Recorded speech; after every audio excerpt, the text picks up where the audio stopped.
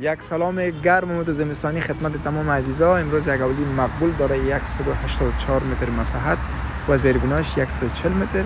آدرسش هم شرک خالد قسمت اول است. باقی چیزا انشالله داخل حولی.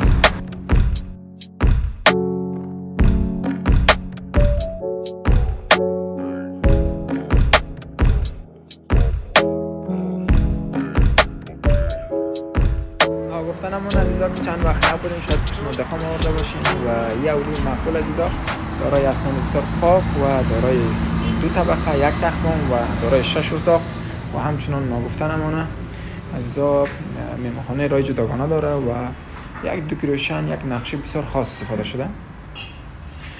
و میرم به قسمتی از دهلیز خودی ساختمان و نمای از داخل دهلیز است و از این اتاق بر شما میگیرم. در این قسمت اتاق عزیزا نگفتنمونه که یک کلکین دورسی در پیش روی حولی داره، نمای حولی و یک قسمت تلویزیونش است و میریم عزیزا از اتاق بعدی دیدن میکنیم.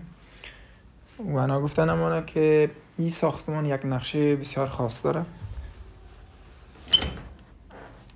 و یه هم قسمت اتاق بعدی که یک قسمت هم طبقه اول میشه و یا نمای از تلویزیون از است و در هر طبقه 2 تشناب است که یک تشناب عمومی، یک تشناب در یک اتاق استفاده شده، یعنی دستشویی یا هم دستشویی مقبول، یعنی مکمل با تمام وسایلش.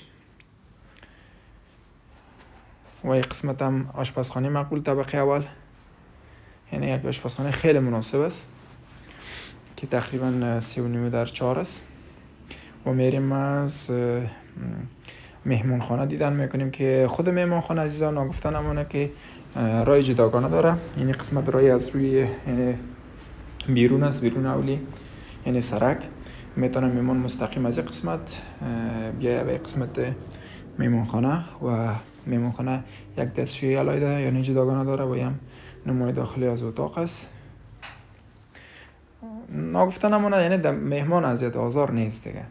یا هم قسمتی از تشناب مهمانخانه است عزیزا که چرا ضرورت مهمانخانه برای ما افغان ها خیلی لازمی است که باید رای جداگانه باشه. و میریم به طرف طبقه دوم ساختمان.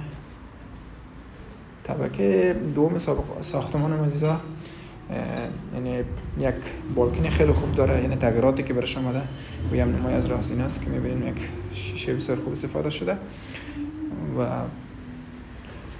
این قسمت هم از راه ورودی منزل دوم است. عزیزان گفتنمونه که همین طبقه دوم یک مهمانخانه جداگانه به خود داره، میشه مثل یک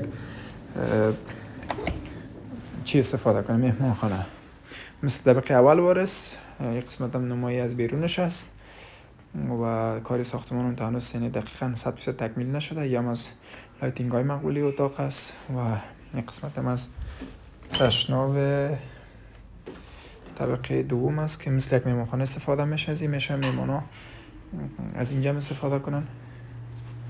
و میریم به طرف دهلیز طبقه دوم. این قسمت هم از نمای مقبول طبقه دوم ساختمان است یا هم سقفش است، یعنی مو قسمت مقبولی لایتینگ هایی که بسیار خوبش استفاده کرده. و میریم عزیزا از این اتاق دیدن میکنیم. یا نمای از مقبول اتاق است که یک لایتینگ خیلی مقبول و دارای 4 کلکین نورسی است، یک قسمت بر روی سرک و یک قسمت هم بر روی حولی. و یک چیزی بسیار جالب که داره من بر شما میگیرم قسمت بالکن است.